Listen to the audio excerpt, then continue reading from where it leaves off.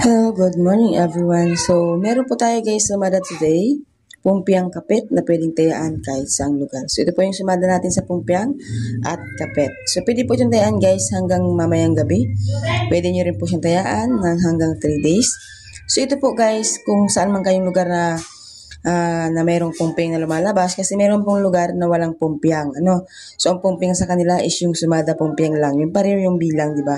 Pero sa kadalasan guys, sa mga lugar is meron po talagang lumalabas na mga pumpyang. Okay? So,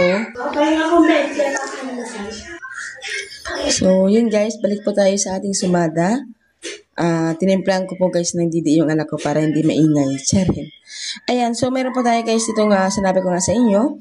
Pumpyang, tapos ito naman po sa baba po ay kapit. So, yung kapit po guys, yan yung tinatawag na kapit na magkasunod na numero. Kaya po siya tinawag na kapit dahil po sila po ay magkasunod ang bilang, di ba? So, yan po ang ating sumada guys at tips natin today na pwede ninyong tayaan. At sa mga mahilig pong tumaya ng all nations, so meron po kayo dyan pumpyang na maaaring inyong tayaan at kapit na maaaring inyong tayaan. So, yun naman guys, maraming salamat po.